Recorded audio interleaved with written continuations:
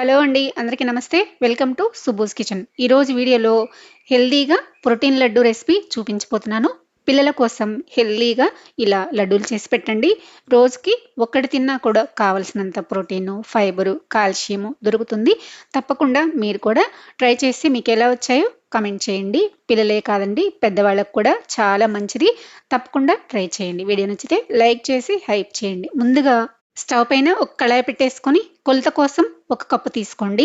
ఆ కప్పుతోటి 4 కప్పుల వరకు ఫుల్ మకానా వేసుకొని మంటని లో టు మీడియంలోకి అడ్జస్ట్ చేసుకుంటూ ఇవి క్రిస్పీగా ఫ్రై అయ్యేంత వరకు ఫ్రై చేసుకోవాలి. చూసారా, ఈ విధంగా నేను చూపించిన విధంగా ఫ్రై అయ్యేంత వరకు ఫ్రై చేసుకొని వీటిని తీసి ఒక ప్లేట్లోకి వేసుకోండి. ఇవి పూర్తిగా చల్లారే వరకు పక్కన పెట్టేసుకోండి. ఇప్పుడు అదే కళాయిలో ఒక స్పూన్ వరకు నెయ్యిని వేసేసుకొని అదే కప్పుతోటి హాఫ్ కప్పు బాదం పప్పు వేసుకొని బాదం పప్పు కొంచెం ఫ్రై చేసుకున్న తర్వాత జీడిపప్పు వేసుకొని ఫ్రై చేసుకోవాలి.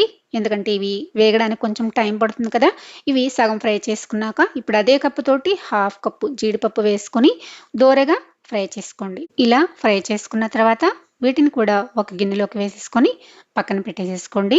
ఇప్పుడు అదే కళాయిలో అదే కప్పుతోటి ఒక హాఫ్ కప్ వరకు పుచ్చగింజలు వేసుకుంటున్నానండి. మీ దగ్గర పుచ్చగింజలు లేకపోయినా పంప్కిన్ సీడ్స్, ఫ్లాక్స్ సీడ్స్ లేదంటే పల్లీలు కూడా వేసుకొని ఫ్రై చేసుకొని వేసుకోవచ్చు.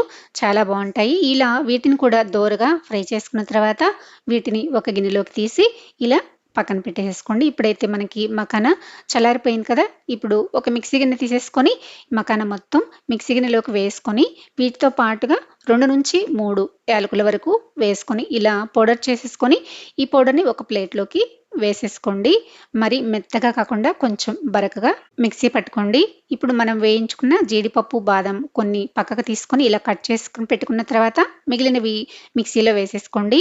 పుచ్చగింజలు కూడా అంతేనండి, సగం వేసేసుకొని సగం పక్కకు పెట్టేసుకున్నాను. వీటిని కూడా ఇలా పౌడర్ చేసేసుకొని మకానా పౌడర్లోకి ఇలాగా వేసేసుకోండి. ఇందులోకి మీరు కావాలంటే ఎండు కొబ్బరి తురుమును కూడా ఫ్రై చేసి వేసుకోవచ్చండి. ఇలా 2 వేసుకున్న తర్వాత ఒక్కసారి బాగా స్పూన్ పెట్టి కలిసిపోయేలాగా కలిపేసేసుకోండి. ఇప్పుడు స్టవ్ పైన వేరొక గిన్నె పెట్టేసుకొని మనం ఏ కప్పుతో అయితే అవన్నీ కొలుచుకున్నామో అదే కప్పుతోటి ఒక కప్పు బెల్లము, హాఫ్ కప్పు వాటర్ వేసేసుకొని బెల్లాన్ని ఇలా కరిగించుకొని ఒక స్ట్రైనర్ తీసుకొని వడపోసుకోండి. బెల్లము పాకమేమి రానవసరం లేదండి. ఇలా 2 ఉడుకులు ఉడికించుకున్న తర్వాత ఇలా చేతికి తీసుకుంటే కొంచెం నూనెలాగా జిడ్డుగా తగిలితే సరిపోతుంది. చూసారు కదా, ఈ విధంగా జిడ్డు జిడ్డుగా ఉంటే సరిపోతుంది. ఇప్పుడు స్టవ్ ఆఫ్ చేసుకొని మనం మిక్సీ వేసి పెట్టుకున్న మకానా పౌడరు అలానే జీడిపప్పు, బాదం పౌడరు వేసేసుకొని ఒకసారి బెల్లంలోకి బాగా కలిసిపోయేలాగా కలిపేసేసుకోవాలి. లేట్ చేయకుండా వెంటనే ఇలా బాగా కలిసిపోయేలాగా కలిపేసేసుకున్న తర్వాత ఈ మిశ్రమాన్ని ఒక ప్లేట్లోకి వేసుకోవాలి. మరి పూర్తిగా చల్లారనివ్వకుండా కొంచెం వేడిగా ఉన్నప్పుడే లడ్డూలు చుట్టుకోవాలి. చూసారు కదా, ఇలాగా ఒక ప్లేట్లోకి వేసేసుకొని ఇప్పుడు ఇందులోకి మనం వేయించి పక్కకు పెట్టుకున్న పుచ్చగింజలు అలానే డ్రై ఫ్రూట్స్ని కట్ చేసి పెట్టుకున్నాం కదా, అవి కూడా వేసేసుకొని మరొకసారి కలిపేసేసుకొని కలుపుకునేటప్పుడు కొంచెం నెయ్యిని అప్లై చేసేసుకొని కలుపుకుంటే చేతికి అంటుకోకుండా ఉంటుంది.